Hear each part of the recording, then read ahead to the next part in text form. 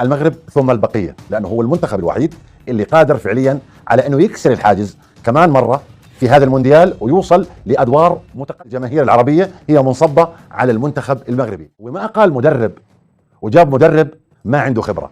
اليوم في فرق، محمد وهبي فايز مع المنتخب المغربي للشباب في بطولة كأس العالم. اليوم الوحيدين على مستوى كرة عرب آسيا وأيضا كرة عرب أفريقيا، الكرة المغربية أولا والكرة الأردنية ثانيا. يمكن هذا الكلام ما يعجب كثير من المشجعين أو المتابعين أو المحللين بشكل عام، لكن هذا واقع. هل فعليا مشاركة العرب ستكون هذه المرة من أجل المشاركة أم من أجل تحقيق إنجاز؟ اليوم العد التنازلي لكأس العالم بدا، يعني بقى تقريبا شي 40 يوم على انطلاق العرس الكروي العالمي 2026 اللي غتقام بالولايات المتحدة الأمريكية، كندا والمكسيك مناصفة. في هذا كأس العالم هذا اللي كيشهد يعني لأول مرة يعني تحطيم رقم قياسي في المشاركة ديال المنتخبات العربية: الأردن، المغرب، تونس، مصر، الجزائر، قطر، السعودية، وآخر يعني الملتحقين بالركب المنتخب العراقي اللي قدم مباراة كبيرة في مباراة السد.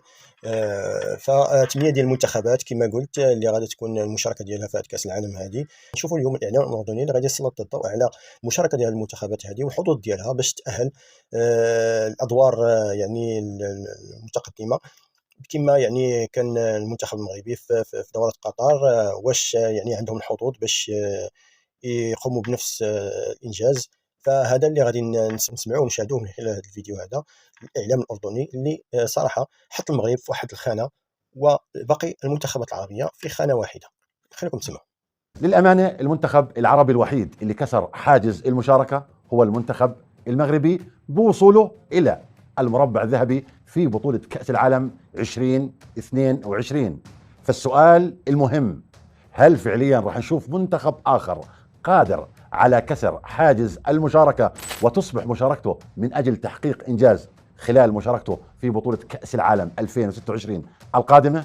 هذا الكلام بصراحة مش من السهل إنه يتحقق، لأنه في أشياء كثيرة راح نحكي عنها خلال الحلقة مش متوفرة في بعض المنتخبات، وفي بعض آراء بدنا نشرحها ونوضحها للجمهور العربي، وكيف ممكن تكون مشاركتنا القادمة في بطولة كأس العالم 26 وحتى 30 مش من أجل المشاركة فقط، لا، من أجل تحقيق إنجاز بنفس الوقت. مبدئيا زي ما حكينا المغرب ثم البقية، لأنه هو المنتخب الوحيد اللي قادر فعليا على أنه يكسر الحاجز كمان مرة في هذا المونديال ويوصل لأدوار متقدمة. بل بالعكس، كل التركيز أصلا وآمال الجماهير العربية هي منصبة على المنتخب المغربي. لكن ليش الجماهير العربية مركزة كثير مع المنتخب المغربي؟ لأنه بصراحة المنتخب المغربي وصل للمربع الذهبي في النسخة الماضية، وأيضا يملك جيل قوي جدا قادر على المنافسة، وأيضا موضوع التخطيط الكروي موجود من فترة طويلة.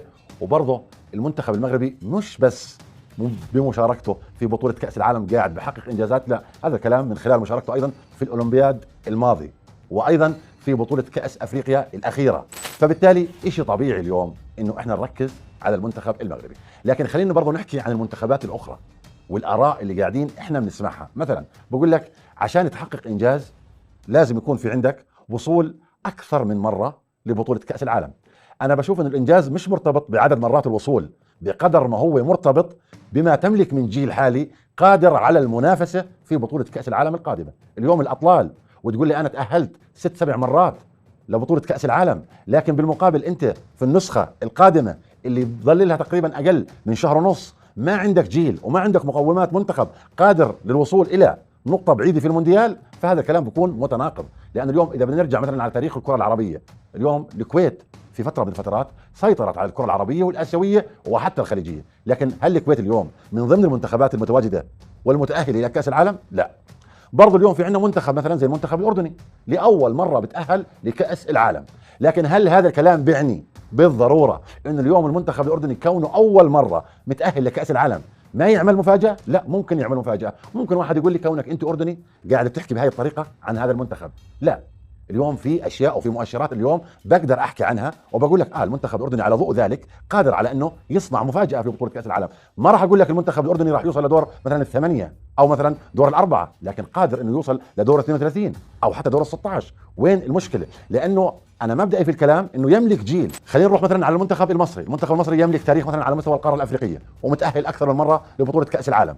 لكن هل المؤشرات بتقول حسب ما شفناه من المنتخب المصري في بطولة كأس أفريقيا الأخيرة أن المنتخب المصري قادر على أنه يذهب لنقطة بعيدة في المونديال؟ حتى المصريين أنفسهم بيحكوا لا، هذا الموضوع صراحة شايفينه صعب. برضو الاستقرار الفني مهم جدا. يمكن تقول اليوم أنت قاعد بتناقض حالك، ليش؟ لأنه المنتخب المغربي اللي أنت حكيت عنه هو صاحب التجربة وهو اللي كسر الحاجز. فعليا أقال مدربه قبل شهرين من بطولة كأس العالم، في اليوم في مدرب جديد. هو ما أقال مدرب وجاب مدرب ما عنده خبرة. اليوم في فرق. محمد وهبي فايز مع المنتخب المغربي للشباب ببطولة كأس العالم. فاليوم بالعكس أنا بشوف هاي الخطوة ممكن إنها يعني تكون إشي إيجابي في الكرة المغربية. يمكن البعض يشوفها لا مش إيجابي، كان المفروض إن الرقراقي يستمر. لكن كأفكار تكتيكية من خلال متابعتي لبطولة كأس العالم للشباب أنا بشوف إنه محمد وهبي قادر على إنه فعليا يقدم إضافة لهذا المنتخب. برضه آخر معسكر والمباريات اللي لعبت أمام منتخب الباراغواي والإكوادور بتفرجيك اليوم قديش محمد وهبي عنده افكار تكتيكيه. حتى المنتخب المغربي لما بتاخر بالنتيجه بيعمل تبديلات، وهذا الحكي بيصنع الفارق في الشوط الثاني. وبعدين بدنا نشوف احنا منتخب عربي غير المنتخبات او غير المنتخب المغربي قاعد بيكسر حاجز المشاركه. فهذا الكلام بده شغل، بده عمل. اليوم الوحيدين على مستوى كره عرب اسيا وايضا كره عرب افريقيا في عندهم تخطيط في الكره، وبتشوف انه هاي المنتخبات قاعده بتتطور بشكل مستمر وقاعده بتروح لمكان يمكن صعب انه حدا يوصله خلال السنوات القادمه. الكره المغربيه اولا والكره الاردنيه ثانيا. يمكن هذا الكلام ما يعجب كثير من المشجعين او المتابعين او المحللين بشكل عام، لكن هذا واقع.